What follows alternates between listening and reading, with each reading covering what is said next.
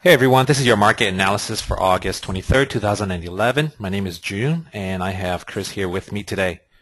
Hi everyone. All right, Chris, take it away.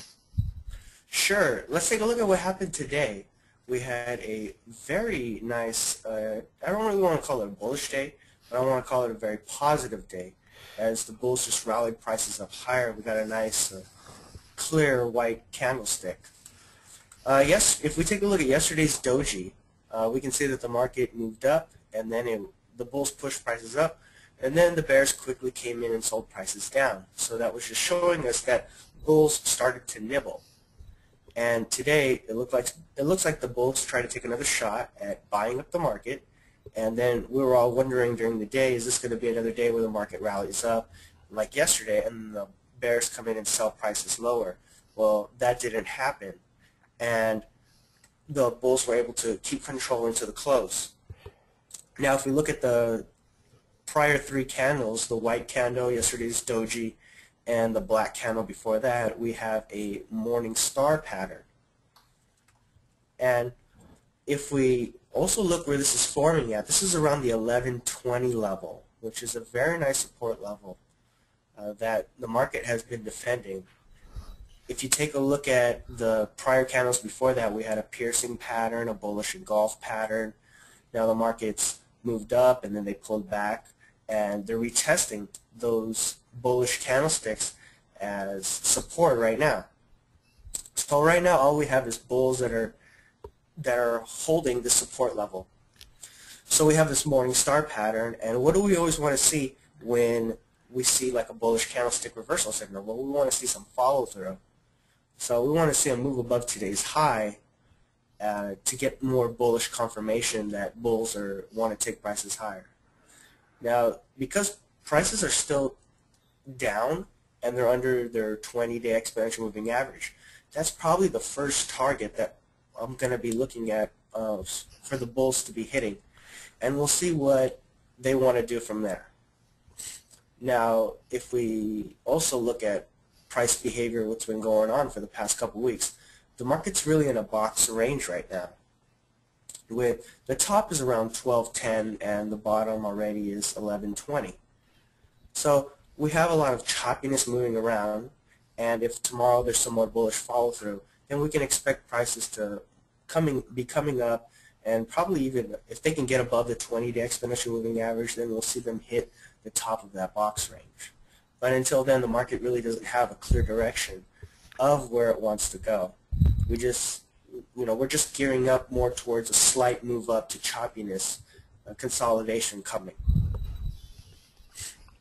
Pretty much, I feel the same way. I think the market's pretty much buying some time, and I think everyone expected that the market would just roll over and move lower from there. And usually, like we always mention, when the mass media or when everyone expects it, it usually doesn't happen. And so what happens is, well, we got a nice bounce at support. And given that the intensity of this drop, usually when we have an intense drop, we've seen this before, it takes a little longer. It takes a little longer in time just to work out the extremeness, the extreme bearishness. And it can do so by forming a box like we can see right here. Or the other thing is it could also be forming maybe some kind of a triangle, continuing downwards under this 20-day moving average. So that's also a possibility. And this is where it gets a little choppy because we just don't know what kind of consolidation pattern it will form, because consolidation patterns take many different patterns. Like I said, a box, a triangle, or even maybe like a zigzag type of pattern where it just moves up from there and possibly touch the 50-day. So a lot of different scenarios, and this is where trading light, if at all, is really the name of the game, because you have support holding and then you have resistance holding, and then the market just goes up and down, and it can easily stop you out from trades that you have going on. And so when it comes to trading, this is where you really have to pick the strong stocks. Some of the stocks we mentioned on yesterday's Trade Alert video was Hansen. Hansen made a very nice move today. And you can see that this is still a very good-looking stock, of still very good setup, because it's still above its 20 and 50-day moving average. And there's not a whole lot of stocks like that. When it comes to trading stocks, a lot of them look pretty ugly, wouldn't you say? Absolutely. Yeah, a lot of them basically just broke down already, like what, Apple, you said? We have Apple, CMG. Yeah, they broke down, and even though they made a nice recovery, overall the pattern is just not there. The choppiness, if we look at some of the bigger names, they're making lower lows, lower highs. The trend is still down. But if we look at something like Hansen, where, okay, it's holding up really well, form a nice flag, and just wait for that breakout. And once it breaks out, when the market has a nice, strong day like today, these stocks tend to go up really nicely. And the other one was also McDonald's, right? It went up, retested this previous high, and I would like to see it form some kind of a handle for a better entry or a re-entry into this stock. So some things to consider. Even though the market is a bit choppy, there are still a few gems out there. You just got to be a little more picky. And going back to Hansen here, if we can see it form some kind of a base, maybe a triangle, there's a clear resistance at 85.5. And if it continues to form that triangle, once it breaks out of that 85.5, I'll jump back in again. Okay, and this is a trade that I posted for you guys. I told you guys about it yesterday, and even on the forum, to pay attention to these type of stocks that are forming nice patterns and that are acting strongly. So in the meantime, we'll still continue to keep our SPY trigger here, because I think now that we bounce from it, if it does decide to come back and break it, that would be an even stronger break of this 112.5 level for SPY. So we keep that trigger for there, and then we'll keep posting some any potential trades that there might be. But keep in mind, most of these trades are going to be quick trades, because like I said, right, like we've been mentioning, the market can easily turn around since it's so choppy. There's really no clear direction, and who knows, we might get a complete reversal of whatever happened today, just like what happened yesterday. So you just don't know, and if there's profit to be made, you want to take that profit, okay, even if it's a day trading basis. Yeah, like we can take a look at SINA, S-I-N-A, and it's forming a nice triangle right now. Much like the market is just in a consolidation range.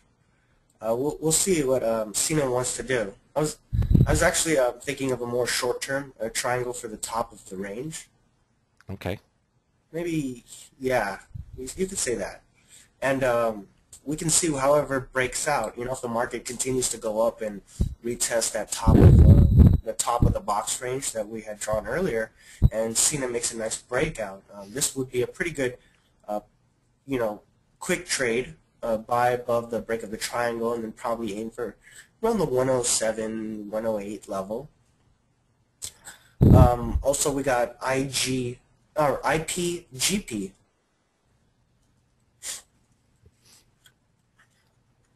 And this is a stock I'm taking a look at. It's been beaten down. It did form a type of a bullish engulf pattern today, holding right at 50, which is a pretty good support level.